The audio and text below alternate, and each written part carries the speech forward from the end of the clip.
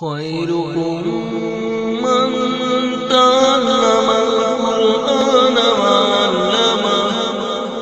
تم میں بہترین شخص وہ ہے جو قرآن سیکھے اور سکھائے۔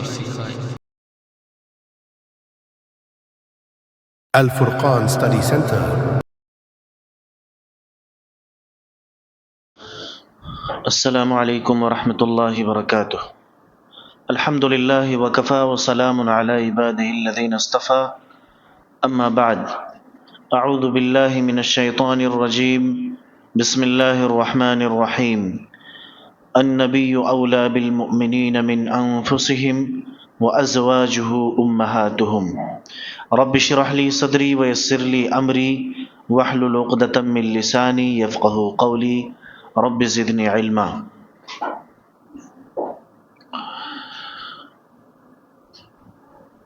ہر قسم کی تعریف و توصیف، کبریائی و بڑائی، حمد و ثنا اللہ رب العزت کے لیے لائق و سزاوار ہے۔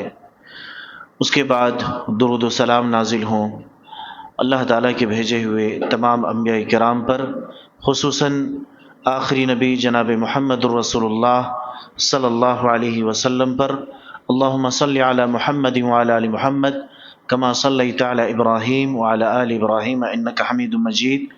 اللہم بارک علی محمد وعلی آل محمد کما بارکت علی ابراہیم وعلی آل ابراہیم انک حمید مجید۔ امہات المؤمنین کی سیرت پر دروس کا تسلسل چل رہا ہے، سلسلہ وار درس چل رہا ہے۔ آج کے درس میں سیدہ زینب بنت جہش رضی اللہ تعالی عنہا کی سیرت کے حوالے سے گفتگو ہوگی۔ حضرت زینب بنت جہش رضی اللہ تعالی عنہا امہات المؤمنین میں سے وہ خاتون ہیں جس کی بابرکت داستان قرآن مجید کے اندر وارد ہوئی ہے، اور حضرت زینب بنت جہش ہی کے سبب سے پردے کی آیات نازل ہوئی ہیں۔ یہ قریش کی بلند مرتبہ خواتین میں سے تھیں، نیکی کے کاموں میں بڑھ چڑھ کر حصہ لینے والی، خود اپنے ہاتھ سے کماتی اور اللہ تعالیٰ کی راہ میں خرچ کرتی۔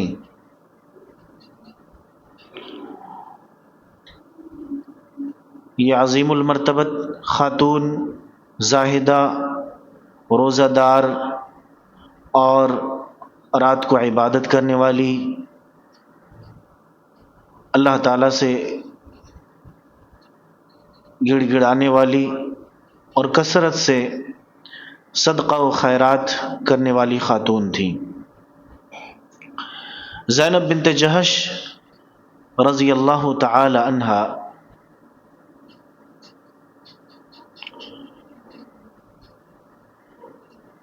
ان کے والدہ کا نام امیمہ بنت عبد المطلب تھی، اور نبی اکرم صلی اللہ علیہ وسلم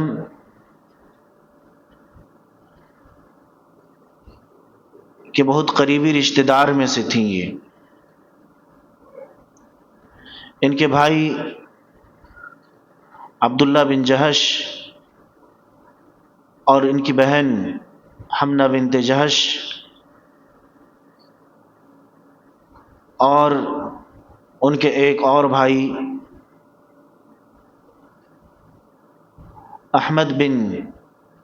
ابو احمد بن جہش جو شاعر تھا اور یہ نابینا تھے، ان کا نام اصل عبد بن جہش تھا، ابو حمد ان کی کنیت تھی۔ تمام لوگوں نے اسلام قبول کیا۔ زینب بنت جہش رضی اللہ تعالی عنہا کو اسلام قبول کرنے کے حوالے سے سبقت لے جانے کا اعزاز حاصل ہوا۔ یعنی پہلے پہل جن لوگوں نے اسلام قبول کیا خواتین میں سے، انہی میں سے حضرت زینب بنت جہش رضی اللہ تعالی عنہا بھی ہیں۔ انہوں نے اپنے خاندان کے ساتھ اسلام قبول کرنے کی وجہ سے دشمنان اسلام کے ہاتھوں اذیت بھی اٹھائی۔ رسول اللہ صلی اللہ علیہ وسلم نے اس خاندان کو ہجرت کرنے کی اجازت دے دی، اور جہش خاندان کو ہجرت کے اعتبار سے بھی سبقت لے جانے کا اعزاز حاصل ہوا۔ اسلام قبول کرنے والے قبیلے بنو جہش نے جب ہجرت کا ارادہ کر لیا تو یہ قبیلہ اپنے مردوں اور عورتوں سمیت اپنے گھروں کو تالے لگا کر مدینہ منورہ کی طرف روانہ ہو گیا۔ جب ابو سفیان بن حرب نے دیکھا کہ بنو جہش کے تمام گھر خالی پڑے ہیں اور ان کو تالا لگایا ہوا ہے، گھروں کے تمام باسی گھر کے افراد انہیں چھوڑ کر مدینہ منورہ کی طرف روانہ ہو گئے ہیں، تو اس نے بنو جہش کا حلیف اور رشتہ دار ہونے کے ناطے ان تمام گھروں کو بیچ دیا۔ جب ابو سفیان کے اس طرز عمل کی خبر بنو جہش کو ملی تو انہوں نے افسوس کا اظہار کیا۔ عبداللہ بن جہش نبی اکرم صلی اللہ علیہ وسلم کی خدمت میں حاضر ہو کر کے کہنے لگے، یا رسول اللہ، ابو سفیان نے ہمارا گھر بیچ دیا ہے۔ نبی اکرم صلی اللہ علیہ وسلم نے فرمایا عبداللہ بن جہش سے کہ ما ترضى یا عبداللہ ان یعطیک بها اللہ دارا فی الجنہ خیرا منها۔ عبداللہ، کیا تجھے یہ پسند نہیں کہ اللہ تعالیٰ ان گھروں کے بدلے تجھے جنت میں گھر عطا کرے؟ انہوں نے کہا، کیوں نہیں اللہ کے رسول، اور ہمیں کیا چاہیے؟ آپ نے فرمایا، تو پھر یقین رکھو کہ اللہ سبحانہ و تعالیٰ تمہیں ان گھروں کے بدلے جنت میں گھر عطا کرے گا۔ جب مکہ فتح ہو گیا، عبداللہ بن جہش کے بھائی ابو حمد عبد بن جہش نے نبی اکرم صلی اللہ علیہ وسلم سے اپنے گھروں کی بازیابی کے لیے بات کی۔ رسول اللہ صلی اللہ علیہ وسلم نے خاموشی اختیار کی، اپنے گھروں کے بارے میں انہوں نے سوال کیا۔ لوگوں نے رسول اللہ صلی اللہ علیہ وسلم کے چہرے پر ناگواری کے آثار دیکھے تو انہوں نے ابو حمد بن جہش سے کہا، کیا تم دیکھ نہیں رہے کہ رسول اللہ صلی اللہ علیہ وسلم اس چیز کو ناپسند کرتے ہیں؟ اللہ کی راہ میں دی گئی چیز کو واپس لیا جائے۔ صحابہ کرام کی یہ بات سن کر ابو حمد بن جہش رسول اللہ صلی اللہ علیہ وسلم کے ساتھ اس موضوع پر بات کرنے سے رک گئے، لیکن چونکہ وہ ابو سفیان کے داماد تھے، اس کی بیٹی الفارعہ اس کی بیوی تھی، اس نے برجستہ اس موقع پر اشعار کہے، چونکہ شاعر آدمی تھا، کہا کہ ابو سفیان کو میری طرف سے اس کے طرز عمل کے بارے میں یہ پیغام پہنچا دو کہ جو تم نے کیا اس کا انجام ندامت ہوگا، شرمندگی ہوگی، اور اسے اپنے کیے پر شرمندہ ہونا پڑے گا۔ تم نے اپنے چچا کے بیٹے کا گھر فروخت کر دیا، بیچ دیا، تجھ سے تاوان یعنی بدلے کا مطالبہ کیا جائے گا، اور اللہ تعالیٰ جو رب الناس ہے، لوگوں کے رب ہے، ان کی قسم کھا کر کے تیرا حلیف اپنا حصہ لینے میں سنجیدہ ہے، اسے لے جاؤ، تم نے اسے اپنے گلے کا طوق بنا لیا ہے، جس طرح کبوتری کی گردن میں طوق نما قدرتی دائرہ ہوتا ہے۔ تو انہوں نے اپنے شعر میں اس طرح کے الفاظ کہے، میں نے ان کا ترجمہ، شعر کا ترجمہ پیش کیا ہے۔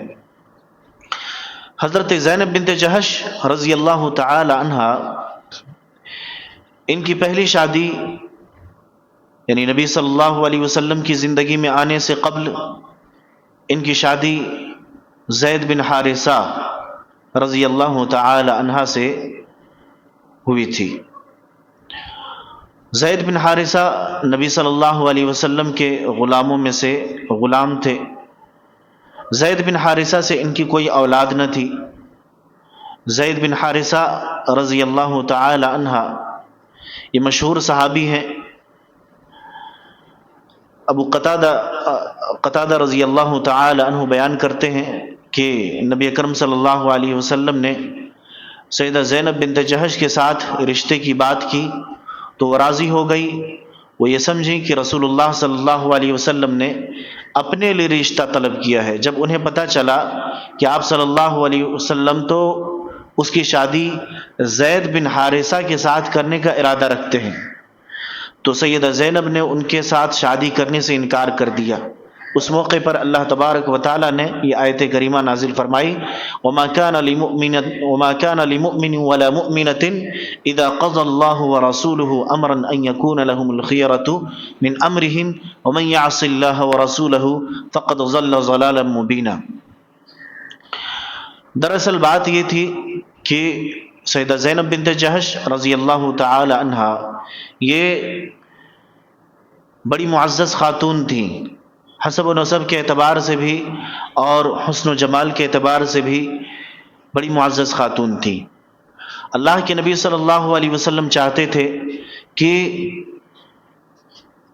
حسب و نسب کی بنیاد پر جو رشتہ داریاں ہوتی ہیں، جو رشتے قائم ہوتے ہیں، وہ ختم کر دیا جائے، کیونکہ اللہ تعالیٰ کے نزدیک سب سے معزز اور مکرم وہ شخص ہے جو اللہ رب العالمین سے ڈرنے والا ہو، جو اللہ رب العالمین کا تقوی اختیار کرنے والا ہو، وہی سب سے مکرم اور معزز ہے۔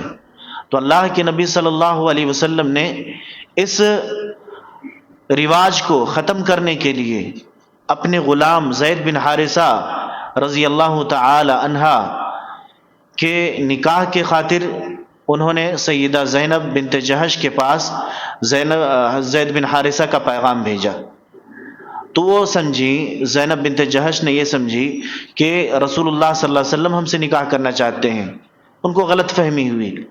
اللہ کے نبی صلی اللہ علیہ وسلم کے بارے میں جب کلیئر یہ معلوم ہوا کہ نبی صلی اللہ علیہ وسلم نکاح نہیں کرنا چاہتے بلکہ انہوں نے اپنے غلام کے لیے نکاح کا پیغام بھیجا ہے، تو انہوں نے انکار کر دیا۔ اسی موقع پر اللہ سبحانہ وتعالیٰ نے آیت کریمہ نازل فرمائی کہ وَمَا كَانَ لِمُؤْمِنٍ وَلَا مُؤْمِنَةٍ إِذَا قَضَى اللَّهُ وَرَسُولُهُ أَمْرًا أَن يَكُونَ لَهُمُ الْخِيَرَةُ مِنْ أَمْرِهِمْ۔ کسی مومن مرد اور کسی مومن عورت کو یہ حق حاصل نہیں ہے کہ جب اللہ اور اس کا رسول اس کے کسی معاملے میں فیصلہ کر دے تو پھر اسے اپنے معاملے میں فیصلہ کرنے کا اختیار ہے، یعنی ماننا پڑے گا۔ اللہ اور اس کے رسول نے جب کسی معاملے میں فیصلہ کر دیا ہے تو پھر اس کو اختیار نہیں ہے اپنے معاملے میں۔ اللہ اور اس کے رسول نے جو فیصلہ کر دیا ہے اس فیصلے کو وہ تسلیم کر لے، اس فیصلے کو وہ تسلیم کر لے۔ جب اللہ کے نبی صلی اللہ علیہ وسلم نے زید بن حارثہ کا نکاح حضرت زینب بنت جہش سے کرنا چاہا تو پھر زینب بنت جہش نے جب انکار کر دیا تو یہ آیت کریمہ نازل ہوئی کہ اللہ اور اس کا رسول جو کوئی فیصلہ کر دے کسی کے معاملے میں تو پھر اس آدمی کو اختیار نہیں رہ جاتا ہے، بلکہ اللہ اور اس کے رسول کو فیصل مان کر کے اس کو ماننا پڑے گا۔ اور فرمایا کہ وَمَن يَعْصِ اللَّهَ وَرَسُولَهُ، جو اللہ اور اس کے رسول کی نافرمانی کرے گا، بات نہیں مانے گا، فَقَدْ ضَلَّ ضَلَالًا مُبِينًا، تو وہ صریح گمراہی میں پڑ گیا، یقیناً وہ کھلی گمراہی میں وہ پڑ جائے گا۔ اس آیت کے نازل ہونے کے بعد زینب بنت جہش رضی اللہ تعالی عنہ شادی کے لیے رضامندی انہوں نے اختیار کی، رضامند ہو گئی، راضی ہو گئی۔ انہوں نے کہا یا رسول اللہ، کیا آپ نے میرے ساتھ شادی کے لیے زید بن حارثہ کو پسند کیا ہے؟ رسول اللہ صلی اللہ علیہ وسلم نے فرمایا ہاں۔ انہوں نے کہا کہ میں اللہ کے رسول کی نافرمانی نہیں کروں گی، میں اس شادی کے لیے رضامند ہوں، میں اس شادی کے لیے رضامند ہوں۔ علامہ القاسمی رحمہ اللہ کہتے ہیں سورہ احزاب کی اس آیت کے ضمن میں کہ سیدہ زینب بنت جہش کے بارے میں یہ آیت کریمہ نازل ہوئی جب انہوں نے سیدنا زید بن حارثہ کے ساتھ شادی سے انکار کر دیا، کیونکہ وہ سمجھتی تھی کہ ان کے معیار کا وہ نہیں ہے، ان کے معیار کے حضرت زید بن حارثہ نہیں ہے۔ خاندانی لحاظ سے سیدہ زینب بنت جہش رضی اللہ تعالی عنہ اپنے آپ کو سیدنا زید بن حارثہ سے فائق سمجھتی تھی،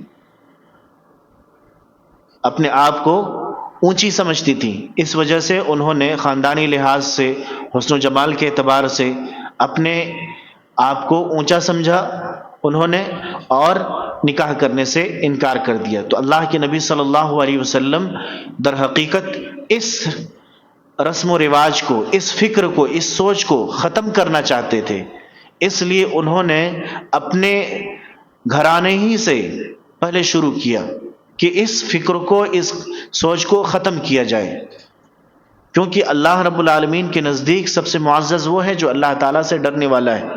اللہ تعالیٰ نے فرمایا کہ ان اکرمکم عند اللہ اتقاکم، اللہ تعالیٰ کے نزدیک سب سے معزز اور مکرم وہ شخص ہے جو سب سے زیادہ تقوی پسند ہے، سب سے زیادہ تقوی اختیار کرنے والا ہے، اللہ تعالیٰ سے ڈرنے والا ہے۔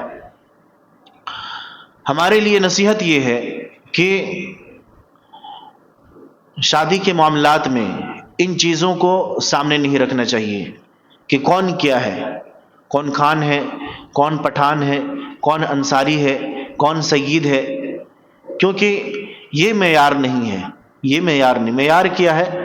اللہ کے نبی صلی اللہ علیہ وسلم نے فرمایا کہ 4 چیزوں کی بنیاد پر شادی کی جاتی ہے، تنکح المرأۃ لأربع، لمالها، مال کی بنیاد پر، ولجمالها، خوبصورتی کی بنیاد پر، ولحسبها، اور حسب و نسب کی بنیاد پر، اور چوتھی چیز ولدینها، دینداری کی بنیاد پر۔ اللہ کے نبی نے آخر میں فرمایا کہ فاظفر بذات الدین، تم دینداری کی بنیاد پر نکاح کرو۔ تو کون اونچے خاندان سے تعلق رکھنے والا ہے، کون نیچے خاندان سے تعلق رکھنے والا ہے، اللہ کے نبی صلی اللہ علیہ وسلم نے اس چیز کو اہمیت نہیں دی ہے۔ اللہ کے نبی صلی اللہ علیہ وسلم نے اس فکر کو ختم کرنے کے لیے زید بن حارثہ کا نکاح حضرت سیدہ زینب بنت جہش رضی اللہ تعالی عنہ سے کرایا نبی صلی اللہ علیہ وسلم نے۔ اب زینب بنت جہش رضی اللہ تعالی عنہا کا نکاح زید بن حارثہ سے ہو جاتا ہے۔ زید بن حارثہ رضی اللہ تعالی عنہ یہ کون ہے؟ اللہ کے نبی صلی اللہ علیہ وسلم کے منہ بولے بیٹے ہیں، اللہ کے نبی صلی اللہ علیہ وسلم کے منہ بولے بیٹے ہیں۔ اب دونوں میاں بیوی کی زندگی گزرتی ہے، زید بن حارثہ اور زینب بنت جہش رضی اللہ تعالی عنہ۔ اب کئی عرصے بعد دونوں میں ناچاقی پیدا ہوتی ہے، الفت و محبت ختم ہونے لگتی ہے، اور جدائی ہونے کا وقت ہو جاتا ہے۔ اللہ رب العالمین نے فرمایا کہ وَإِذْ تَقُولُ لِلَّذِي أَنْعَمَ اللَّهُ عَلَيْهِ وَأَنْعَمْتَ عَلَيْهِ أَمْسِكْ عَلَيْكَ زَوْجَكَ وَاتَّقِ اللَّهَ وَتُخْفِي فِي نَفْسِكَ مَا اللَّهُ مُبْدِيهِ وَتَخْشَى النَّاسَ وَاللَّهُ أَحَقُّ أَن تَخْشَاهُ فَلَمَّا قَضَى زَيْدٌ مِّنْهَا وَطَرًا زَوَّجْنَاكَهَا لِكَيْ لَا يَكُونَ عَلَيْكَ حَرَجٌ فِي أَزْوَاجِ أَدْعِيَائِهِمْ إِذَا قَضَوْا مِنْهُنَّ وَطَرًا وَكَانَ أَمْرُ اللَّهِ مَفْعُولًا۔ اللہ رب العالمین نے فرمایا کہ اے نبی یاد کرو وہ موقع جب تم اس شخص سے کہہ رہے تھے، یعنی اللہ کے نبی صلی اللہ علیہ وسلم حضرت زید بن حارثہ سے انہوں نے اللہ کے نبی نے کہا تھا، جب زید بن حارثہ اور زینب بنت جہش کے درمیان ناچاقی پیدا ہوئی تھی تو زید بن حارثہ اللہ کے نبی صلی اللہ علیہ وسلم کے پاس آئے تھے اور شکایت کیے تھے، تو اللہ کے نبی صلی اللہ علیہ وسلم نے فرمایا کہ اپنی بیوی کو اپنے پاس رکھو، تم اس معاملے میں اللہ تعالیٰ سے ڈرتے رہو۔ اللہ کے نبی صلی اللہ علیہ وسلم کے اسی معاملے کو اللہ تعالیٰ نے یاد دلایا ہے کہ اے نبی یاد کرو وہ موقع جب تم اس شخص سے یعنی زید بن حارثہ سے کہہ رہے تھے جس پر اللہ نے اور تم نے اے نبی تم نے احسان کیا تھا کہ اپنی بیوی کو نہ چھوڑو اور اللہ تعالیٰ سے ڈرو، اللہ تعالیٰ سے ڈرو۔ امسک علیک زوجک واتق اللہ، اس وقت وَتُخْفِي فِي نَفْسِكَ مَا اللَّهُ مُبْدِيهِ وَتَخْشَى النَّاسَ، اس وقت تم اپنے دل میں وہ بات چھپائے ہوئے تھے جسے اللہ تعالیٰ کھولنا چاہتا تھا، تم لوگوں سے ڈر رہے تھے، حالانکہ اللہ اس کا زیادہ حقدار ہے کہ تم اس سے ڈرو، لوگوں سے نہ ڈرو بلکہ اللہ تعالیٰ سے ڈرو۔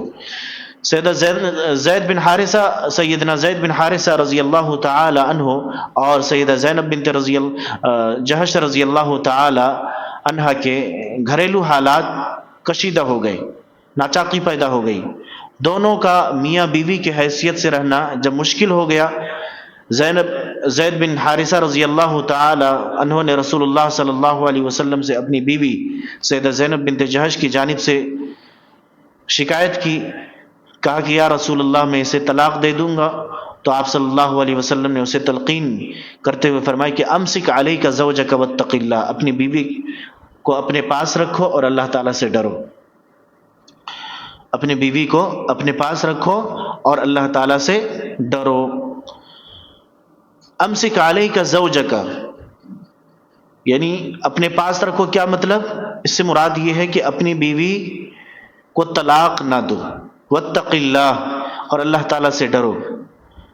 اس کا مطلب یہ ہے کہ تم اپنی بیوی کو طلاق دینے کے حوالے سے اللہ تعالیٰ سے ڈرو، اس سے تیری بیوی کو اذیت ہوگی، اسے طلاق دینا تیری طرف سے کوئی اچھا قدم اٹھانا نہ ہوگا۔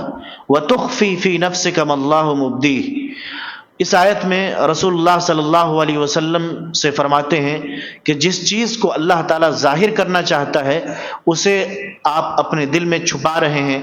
وَتَخْشَى النَّاسَ وَاللَّهُ أَحَقُّ أَن تَخْشَاهُ، اللہ تعالیٰ اپنے پیارے نبی صلی اللہ علیہ وسلم سے فرماتے ہیں کہ آپ لوگوں سے ڈرتے ہیں، حالانکہ زیادہ حق یہ بناتا ہے کہ آپ اللہ تعالیٰ سے ڈریں۔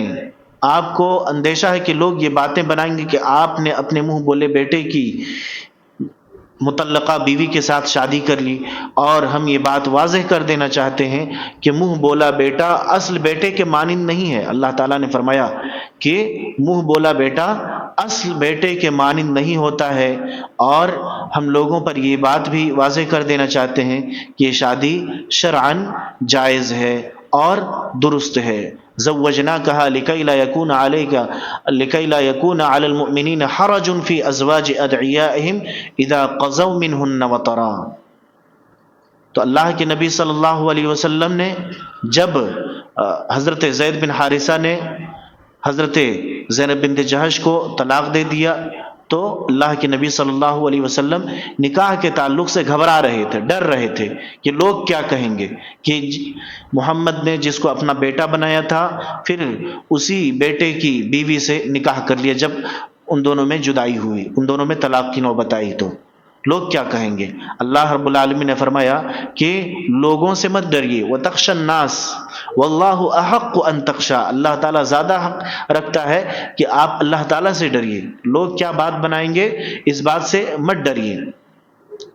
تو اللہ کے نبی صلی اللہ علیہ وسلم نے جب اللہ تعالیٰ کے حکم پر زید بن حارثہ کی بیوی مطلقہ بیوی زینب بنت جہش سے نکاح کیا تو در حقیقت اس رسم و رواج کو بھی ختم کرنا تھا، چونکہ اسلامی طریقے کے خلاف یہ رواج تھا، اس وجہ سے اللہ رب العالمین نے یہ حکم دیا کہ اس طریقے کو ختم کیا جائے، کیونکہ جو منہ بولا بیٹا ہوتا ہے وہ اصل بیٹے کی طرح نہیں ہوتا ہے، اصل بیٹے کی طرح نہیں ہوتا ہے، اصل میں وہ بیٹا نہیں ہوتا ہے۔ تو اللہ کے نبی صلی اللہ علیہ وسلم نے نکاح کر کے اس رسم و رواج کو بھی ختم کیا۔ زینب بنت جہش سے نبی اکرم صلی اللہ علیہ وسلم کی شادی، یا نبی صلی اللہ علیہ وسلم سے زینب بنت جہش کی شادی کیسے ہوئی؟ اللہ رب العالمین نے فرمایا کہ فَلَمَّا قَضَى زَيْدٌ مِّنْهَا وَطَرًا زَوَّجْنَاكَهَا لِكَيْ لَا يَكُونَ عَلَى الْمُؤْمِنِينَ حَرَجٌ فِي أَزْوَاجِ أَدْعِيَائِهِمْ إِذَا قَضَوْا مِنْهُنَّ وَطَرًا وَكَانَ أَمْرُ اللَّهِ مَفْعُولًا۔ آپ نے ابھی سنا کہ زینب بنت جہش کی پہلی شادی زید بن حارثہ رضی اللہ تعالی عنہ کے ساتھ ہوئی۔ زید بن حارثہ نے انہیں طلاق دے دی۔ جب زینب بنت جہش کی عدت پوری ہو گئی تو اللہ سبحانہ و تعالیٰ نے ان کی شادی اپنے رسول مقبول سیدنا محمد صلی اللہ علیہ وسلم کے ساتھ کر دی۔ اور زینب بنت جہش کے بارے میں فرمایا، پھر جب زید نے اس سے اپنی حاجت پوری کر لی تو ہم نے تجھ سے اس کا نکاح کر دیا تاکہ مومنوں پر اپنے منہ بولے بیٹوں کی بیویوں کے بارے میں کوئی تنگی نہ ہو۔ جب وہ ان سے حاجت پوری کر چکی، اللہ کا حکم ہمیشہ سے پورا کیا ہوا ہے۔ محمد صلی اللہ علیہ وسلم نے جب زینب بنت جہش کے ساتھ رشتہ ازدواج میں آپ صلی اللہ علیہ وسلم بند ہو گئے، آپ صلی اللہ علیہ وسلم نے شادی کر لی، تو منافقین نے یہ باتیں بنانا شروع کر دی کہ دیکھو غضب ہو گیا، بہت عجیب ہو گیا کہ محمد بن عبداللہ نے اپنے بیٹے کی مطلقہ بیوی کے ساتھ شادی کر لی، یہ حالانکہ وہ دوسروں کو بیٹوں کی مطلقہ یا بیوہ سے شادی کرنے سے منع کیا کرتا تھا۔ اللہ سبحانہ و تعالیٰ نے یہ آیت نازل کر کے ما کان محمد ابا احد من رجالکم ولکن رسول اللہ وخاتم النبیین، فرمایا کہ محمد تمہارے مردوں میں سے کسی کا باپ نہیں ہے، محمد مردوں میں سے کسی کا باپ نہیں ہے، بلکہ وہ اللہ کا رسول اور تمام نبیوں کا ختم کرنے والا ہے، خاتم النبیین ہے، آخری نبی ہیں، اور اللہ ہمیشہ سے ہر چیز کو خوب اچھی طرح سے جاننے والا ہے۔ اللہ تعالیٰ نے یہ بھی ارشاد فرمایا ادعوہم لآبائہم هو اقسط عند اللہ فإن لم تعلموا آباءہم فإخوانکم فی الدین وموالیکم، انہیں منہ بولے بیٹوں کو ان کے باپوں کی نسبت سے پکارو، یعنی جو منہ بولا بیٹا آپ نے کسی کو بیٹا بنایا ہے تو آپ کی طرف نسبت کر کے نہیں پکارا جائے گا ان کو۔ جیسے کسی کا نام زید ہے، اب زید کو عبداللہ نے منہ بولا بیٹا بنایا ہے، اب اس کو نہیں کہا جائے گا زید بن عبداللہ، یعنی عبداللہ کا بیٹا زید ہے، نہیں، بلکہ زید کا جو اصل باپ خالد ہے، زید بن خالد کہا جائے گا، زید بن خالد کیا کہا جائے گا، کیونکہ اصل باپ وہی ہیں۔ تو صرف منہ بولے بیٹے بنا لینے سے کوئی کسی کا اصل بیٹا نہیں ہو جاتا ہے۔ اللہ رب العالمین نے منع فرمایا ہے، فرمایا کہ ادعوہم لآبائہم هو اقسط عند اللہ، انہیں ان کے باپوں کی نسبت سے پکارو، ان کے باپ کی طرف جو اصل اور حقیقی باپ ہیں انہی کی طرف نسبت کر کے پکارو، کیونکہ وہ ان کے بیٹے ہیں۔ جنہوں نے منہ بولا بیٹا اپنا بنایا ان کے بیٹے نہیں ہیں، بلکہ جو اصل باپ ہے ان کی طرف پکارو۔ فَإِن لَمْ تَعْلَمُوا آبَاءَهُمْ فَإِخْوَانُكُمْ فِي الدِّينِ وَمَوَالِيكُمْ، فرمائے کہ یہ اللہ کے ہاں زیادہ انصاف کی بات ہے، پھر اگر تم ان کے باپ نہ جانو تو وہ دین میں تمہارے بھائی اور دوست ہیں۔ اگر ان کے باپ کا پتہ نہیں ہے کہ کون ہیں تو پھر وہ تمہارے بھائی اور دوست ہیں۔ زید بن حارثہ کو نبی صلی اللہ علیہ وسلم نے اپنا منہ بولا بیٹا بنا لیا تھا، لوگ اسے زید بن محمد کے نام سے پکارنے لگے۔ جب یہ آیت نازل ہوئی تو لوگوں نے اسے زید بن حارثہ کے نام سے پکارنا شروع کر دیا۔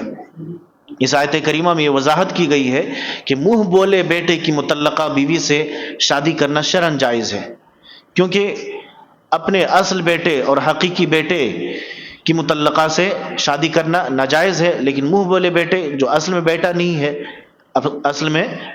حقیقی بیٹا نہیں ہے، اس وجہ سے اس کی طلاق دی ہوئی بیوی سے شادی اور نکاح کرنا جائز ہے۔ اللہ سبحانہ و تعالیٰ نے زینب بنت جہش کی نبی اکرم صلی اللہ علیہ وسلم کے ساتھ شادی 7 آسمانوں کے اوپر سے حکم دیا۔ شادی کا حکم اللہ رب العالمین نے 7 آسمان کے اوپر سے دیا۔ یہی وجہ ہے کہ یہ واحد خاتون ہے امہات المؤمنین میں سے کہ جن کی شادی اللہ رب العالمین نے ڈائریکٹ حکم دیا، اور یہ بھی کہا جاتا ہے کہ 7 آسمانوں کے اوپر سے کی۔ زینب بنت جہش کی نبی اکرم صلی اللہ علیہ وسلم کے ساتھ شادی 7 آسمانوں کے اوپر سے کی۔ یہ شادی بغیر ولی، گواہ اور حق مہر کی گئی۔ یہ تاریخ اسلام کی منفرد شادی ہے، کیونکہ اللہ رب العالمین نے جب نبی صلی اللہ علیہ وسلم کی بیوی زینب بنت جہش کو نبی صلی اللہ علیہ وسلم کی بیوی قرار دیا تو وہ خود اللہ کے نبی صلی اللہ علیہ وسلم کے لیے حلال ہو گئیں. اللہ جسے بیوی قرار دے دے وہ حلال ہو گئیں. یہ شادی ہو گئی، یہ شادی ہو گئی. زینب بنت جہش رضی اللہ تعالی عنہا کی شادی نبی اکرم صلی اللہ علیہ وسلم کے ساتھ ہو گئی. سیدہ زینب بنت جہش رضی اللہ تعالی عنہا سے جب اللہ کے نبی صلی اللہ علیہ وسلم کی شادی ہو گئی تو اللہ کے نبی صلی اللہ علیہ وسلم نے ولیمے کا اہتمام کیا. حضرت انس بن مالک رضی اللہ تعالی عنہ کہتے ہیں کہ ما اولم النبی صلی اللہ علیہ وسلم علی شیء من نسائه ما اولم علی زینب او لما بشات. سیدہ زینب سے بڑھ کر نبی اکرم صلی اللہ علیہ وسلم نے اپنی کسی دوسری بیوی سے شادی پر ولیمہ نہیں کیا. ولیمے کا اہتمام کیا لیکن سب سے زیادہ اہتمام اللہ کے نبی صلی اللہ علیہ وسلم نے زینب بنت جہش کے ولیمے پر کیا. زینب بنت جہش کے ساتھ شادی پر ایک بکری کا ولیمہ کیا. اللہ کے نبی صلی اللہ علیہ وسلم کہ اس ولیمے کے بارے میں انس رضی اللہ تعالی عنہ فرماتے ہیں کہ رسول اللہ صلی اللہ علیہ وسلم نے زینب بنت جہش کے ساتھ شادی پر ولیمے میں روٹی اور گوشت کا اہتمام کیا. روٹی اور گوشت کا اہتمام کیا. تو اس طرح سے زینب بنت جہش کی شادی اللہ کے نبی صلی اللہ علیہ وسلم سے ہوئی. انس رضی اللہ تعالی عنہ کہتے ہیں کہ جب نبی اکرم صلی اللہ علیہ وسلم سیدہ زینب بنت جہش کے ساتھ ازدواجی رشتے میں منسلک ہو گئے تو ولیمے کی دعوت کا اہتمام کیا گیا. مجھے یہ فریضہ سونپا گیا کہ میں لوگوں کو کھانے کی دعوت دوں. میری دعوت پر لوگ آنے لگے. کچھ لوگ کھانا کھا کر کے گھر سے چلے جاتے تو دوسرے اندر داخل ہوتے، کھانا شروع کر دیتے. یہ سلسلہ جاری رہا. وہ کہتے ہیں کہ میری یادداشت کے مطابق کوئی ایسا شخص باقی نہ رہا جسے کھانے کی دعوت نہ دی گئی ہو. میں نے عرض کیا رسول اللہ میں سب کو دعوت دے چکا ہوں، میرے خیال میں اب کوئی باقی نہیں رہا جسے میں دعوت دوں. رسول اللہ صلی اللہ علیہ وسلم نے فرمایا کہ کھانا اٹھا لو. 3 آدمی نبی اکرم صلی اللہ علیہ وسلم کے گھر میں بیٹھے باتیں کرنے لگے. نبی اکرم صلی اللہ علیہ وسلم سیدہ عائشہ رضی اللہ تعالی عنہا کے حجرے کی طرف تشریف لے گئے. انہیں سلام کہا. سیدہ عائشہ صدیقہ نے بڑے ہی خوشگوار لہجے میں سلام کا جواب دیا. پھر کہا کہ نئی شادی مبارک ہو. اس طرح نبی صلی اللہ علیہ وسلم اپنی تمام بیویوں کے پاس یکے بعد دیگرے ایک کے بعد ایک کے پاس تشریف لے گئے. سب کو سلام کہا. تمام نے خندہ پیشانی کے ساتھ سلام کا جواب دیا اور شادی کی مبارکباد دی.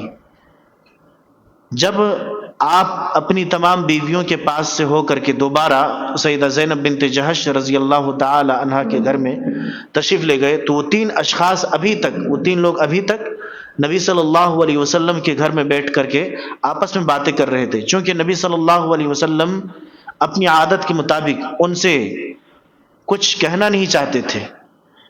آپ نے اپنے گھر میں قدم رکھا ہی تھا کہ یہ حکم نازل ہو گیا. یا ایھا الذین آمنوا لا تدخلوا بیوت النبی الا ان یؤذن لکم الی طعام غیر ناظرین اناہ. اے مومنو نبی کے گھروں میں مت داخل ہو مگر یہ کہ تمہیں کھانے کی دعوت دی جائے اور تم اس کے پکنے کا انتظار کرنے والے نہ ہو. لیکن جب تمہیں بلائے جائے تو داخل ہو جاؤ اور جب تم کھانا کھا لو تو پھر منتشر ہو جاؤ یعنی وہاں سے چلے جاؤ. فَإِذَا طَعِمْتُمْ جب تم کھانا کھا چکو فَانْتَشِرُوا وَلَا مُسْتَأْنِسِينَ لِحَدِيث نہ کہ بیٹھ کر کے بات چیت کرتے رہو بلکہ وہاں سے اٹھ کر کے چلے جاؤ. إِنَّ ذَلِكُمْ كَانَ يُؤْذِي النَّبِيَّ فَيَسْتَحْيِي مِنْكُمْ بے شک یہ بات ہمیشہ سے نبی صلی اللہ علیہ وسلم کو تکلیف دیتی ہے تو وہ تم سے شرم کرتا ہے اور اللہ تعالی حق بات سے شرماتا نہیں ہے. وہ 3 صحابہ کرام جو بیٹھ کر کے باتیں کر رہے تھے، اللہ کے نبی صلی اللہ علیہ وسلم شرم کی وجہ سے ان کو جانے کے لیے نہیں بول رہے تھے، لیکن اللہ رب العالمین نے فرمایا کہ تمہارا نبی تم سے شرم کرتا ہے، شرم کی وجہ سے نہیں بول رہا ہے، لیکن واللہ لا یستحیی من الحق، اللہ تعالیٰ حق بات سے شرماتا نہیں ہے، اللہ تعالیٰ حق بات سے شرماتا نہیں ہے۔ اور فرمایا کہ وَإِذَا سَأَلْتُمُوهُنَّ مَتَاعًا فَاسْأَلُوهُنَّ مِنْ وَرَاءِ حِجَابٍ، فرمایا کہ اور جب تم ان سے کوئی سامان مانگو تو ان سے پردے کے پیچھے سے مانگو، یہ تمہارے دلوں اور ان کے دلوں کے لیے زیادہ پاکیزہ ہے۔ یہیں سے پردے کی آیت نازل ہوئی، یہیں سے پردے کی آیت نازل ہوئی، پردے کرنے کا حکم نازل ہوا سیدہ زینب بنت جہش رضی اللہ تعالی عنہ کے ولیمے سے۔ فرمایا کہ جب تم نبی کی بیویوں سے کچھ مانگو تو پردے کے اور سے مانگو، پردے کے پیچھے سے مانگو، یہ تمہارے لیے اور ان کے لیے زیادہ پاکیزہ ہے، تمہارے دل کے لیے اور ان کے دل کے لیے، ان کے دل کے لیے۔ اور فرمایا کہ وما كان لكم ان تؤذوا رسول الله ولا ان تنكحوا ازواجه من بعده ابدا ان ذلكم كان عند الله عظيما، ان ذلكم كان عند الله عظيما۔ اور فرمایا کہ تم اللہ کے رسول کو تکلیف نہ دو اور نہ یہ کہ اس کے بعد کبھی اس کی بیویوں سے نکاح کرو، یعنی نبی صلی اللہ علیہ وسلم اگر کسی بیوی کو طلاق دے دیں یا چھوڑ دیں، یا پھر نبی صلی اللہ علیہ وسلم کے انتقال کے بعد تم نبی صلی اللہ علیہ وسلم کی بیویوں سے نکاح نہیں کرو گے، یہ حرام ہے، کیونکہ وہ مومنوں کی مائیں ہیں اور ماں سے نکاح کرنا بالکل حرام ہے، بالکل حرام ہے۔ اور فرمایا کہ ان ذالکم کان عند اللہ عظیما، اگر ایسا کرو گے یہ بات ہمیشہ سے اللہ تعالیٰ کے نزدیک بہت بڑی ہے، یہ نہیں برداشت ہوگا، یہ جائز اور درست نہیں ہے۔ تو آیت حجاب، حجاب کی آیت، پردے کی آیت زینب بنت جہش رضی اللہ تعالی عنہا سے اللہ کے نبی صلی اللہ علیہ وسلم نے جب شادی کی، ولیمے کا اہتمام کیا، تو اسی موقع پر اللہ رب العالمین نے پردے کی آیت نازل فرمائی۔ ہمیں درس کیا ملتا ہے، ہمیں سبق کیا ملتا ہے کہ کسی دوسرے کے گھر میں داخل ہونے کے شرعی آداب کو ملحوظ رکھنا چاہیے، شرعی آداب کا لحاظ رکھنا چاہیے، اور یہ ہر مومن کے لیے ضروری ہے۔ رسول اللہ صلی اللہ علیہ وسلم کی طبیعت میں انتہا درجے کی حیا پائی جاتی تھی، جس کی وجہ سے آپ صلی اللہ علیہ وسلم اپنے گھر آئے ہوئے مہمان کو یہ کہنا پسند نہیں کرتے تھے کہ اب کھانے کا وقت ختم ہو چکا ہے، اب لوگوں نے کھانا کھا لیا ہے، اب آپ لوگ چلے جائیں۔ اس کا بھی لحاظ رکھنا چاہیے، ہم اور آپ کسی کے مہمان بن کر کے جائیں تو بہت زیادہ دیر تک نہ ٹھہرے رہیں کہ ان کو کوئی پریشانی لاحق ہو جائے اور وہ کہہ نہ پا رہے ہوں۔ میزبان اگرچہ اپنی زبان سے کچھ نہ کہتے ہوں، لیکن ان کے دل میں ہے کہ آپ لوگ اب چلے جائیں، تو اس طرح کا ماحول پیدا کرنا چاہیے۔ اس آیت سے یہ بھی ثابت ہوتا ہے کہ امہات المؤمنین بھی شرعی طور پر پردہ کرنے کی پابند ہیں، اور یہ بات بھی ثابت ہوتی ہے کہ اللہ تعالیٰ حق بات کہنے سے نہیں شرماتے ہیں، وہ جو بھی اپنے بندوں کو حکم دینا چاہتے ہیں بلا روک و ٹوک دے دیتے ہیں۔ اور اس آیت سے یہ بھی ثابت ہوتی ہے کہ پردے کے پیچھے اجنبی عورت سے بات کی جا سکتی ہے اگر کوئی ضروری بات ہو تو، اگر کوئی ضروری بات ہو تو، اہم بات ہو تو کوئی مسئلہ نہیں ہے کہ پردے کے پیچھے سے بات کی جا سکتی ہے، جیسا کہ اللہ رب العالمین نے فرمایا کہ وَإِذَا سَأَلْتُمُوهُنَّ مَتَاعًا فَاسْأَلُوهُنَّ مِنْ وَرَاءِ حِجَابٍ، جب تم نبی کی بیویوں سے کسی چیز کا سوال کرو تو پردے کے پیچھے سے کرو، پردے کے پیچھے سے کرو۔ اس آیت سے بھی ثابت ہوتی ہے کہ رسول اللہ صلی اللہ علیہ وسلم کو کسی بھی قسم کی تکلیف دینا، اذیت دینا بہت بڑا جرم ہے، بہت بڑا جرم ہے۔ رسول اللہ صلی اللہ علیہ وسلم کی یہ بیوی حضرت زینب بنت جہش رضی اللہ تعالی عنہا یہ بڑی معزز خاتون تھی، اور اللہ کے نبی صلی اللہ علیہ وسلم کی ان ازواج میں سے تھی کہ اللہ کے نبی صلی اللہ علیہ وسلم جن کو چاہا کرتے تھے۔ سیدہ زینب بنت جہش رضی اللہ تعالی عنہ کی تعریف خود عائشہ صدیقہ رضی اللہ تعالی عنہ کیا کرتی تھی۔ عائشہ صدیقہ رضی اللہ تعالی عنہ فرماتی ہیں کہ تمام ازواج مطہرات میں سے صرف سیدہ زینب بنت جہش جو رسول اللہ صلی اللہ علیہ وسلم کی قریبی رشتہ دار ہونے کی وجہ سے میرے مقابلے میں آتی. اللہ کی قسم میں نے زینب بنت جہش سے بڑھ کر کے دیندار، پرہیزگار اور سچ بولنے والی، صلہ رحمی کرنے والی، صدقہ و خیرات کرنے والی کوئی دوسری خاتون نہیں دیکھی. خود گواہی کون دے رہی ہیں؟ حضرت عائشہ صدیقہ رضی اللہ تعالی عنہا. وہ کہتی ہیں کہ وہ جو مال اللہ تعالیٰ کی راہ میں صدقہ و خیرات کرتی، اس کو کمانے کے لیے بہت زیادہ محنت کرتی تھی. ان کی کوشش یہ ہوتی کہ اس طرح اللہ تعالیٰ کا قرب حاصل ہو جائے، بس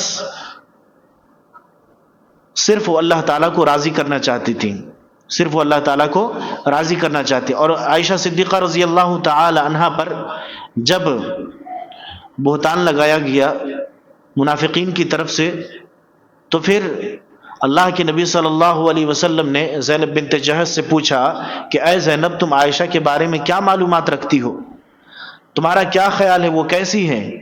انہوں نے جواب دیا، زینب بنت جہش نے حضرت عائشہ صدیقہ کے بارے میں، یا رسول اللہ، میں اپنے کانوں اور اپنی آنکھوں کی بہت زیادہ حفاظت کرتی ہوں، یعنی میں سننے اور دیکھنے کے اعتبار سے بڑی محتاط ہوں. میں اپنے کانوں اور اپنی آنکھوں کی بہت زیادہ حفاظت کرتی ہوں، دیکھنے اور سننے کے اعتبار سے بڑی محتاط ہوں، ہر درجہ احتیاط کرتی ہوں. سیدہ عائشہ صدیقہ رضی اللہ تعالی عنہا کے بارے میں میرا معاملہ یہ ہے، میرا کہنا یہ ہے کہ وہ سراپا خیر ہے، میں نے ہر لحاظ سے انہیں بہتر پایا ہے. عائشہ صدیقہ رضی اللہ تعالی عنہ فرماتی ہیں کہ تمام ازواج مطہرات میں صرف زینب بنت جہش ہی تھی جو میرے مقابلے میں آتی تھی، لیکن جب میں نے میرے خلاف افواہ اڑائی گئی، زینب بنت جہش نے میرے بارے میں بہت اچھے تاثرات کا اظہار کیا. ان کے تقوی نے اسے میرے خلاف کوئی بات کہنے سے بچا لیا، اسے میرے خلاف کوئی بات کہنے سے بچا لیا. زینب بنت جہش رضی اللہ تعالی عنہا اللہ کے نبی صلی اللہ علیہ وسلم کی اطاعت کرتی تھی، اور اس میں حد درجہ وہ دلچسپی رکھتی تھی.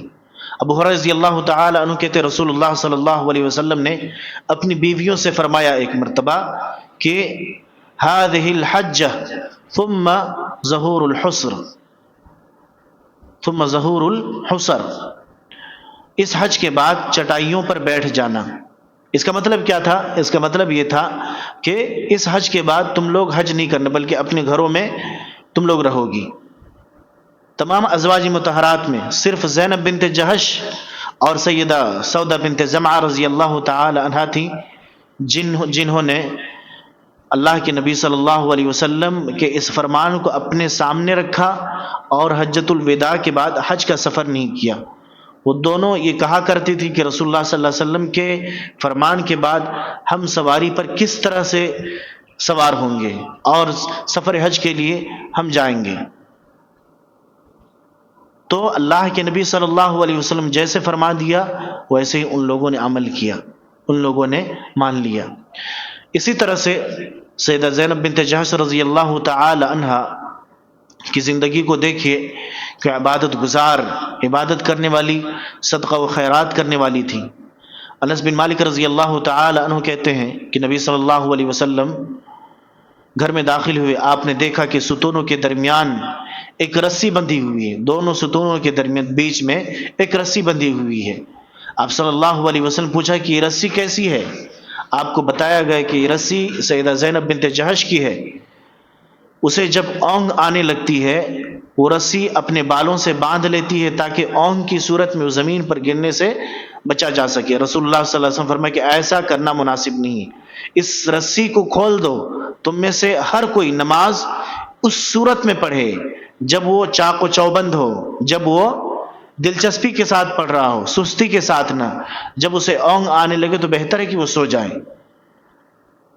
تو سیدہ زینب بنت جہش رضی اللہ تعالی عنہا کی دلچسپی عبادت میں دیکھیے کہ وہ کس قدر عبادت گزار خاتون تھی کہ دو ستونوں کے درمیان انہوں نے رسی باندھ لیا تھا، اس وجہ سے کہ جب وہ قیام کرتی تھی تو اپنے بالوں سے رسی کو لگا لیا کرتی تھی کہ جب اونگ آئے یا نیند آ جائے تو وہ گرے نہ بلکہ قیام ہی کی حالت میں رہے. اللہ کے نبی صلی اللہ علیہ وسلم نے جب دیکھا تو اللہ کے نبی صلی اللہ علیہ وسلم نے منع فرمایا کہ ایسا نہ کرو.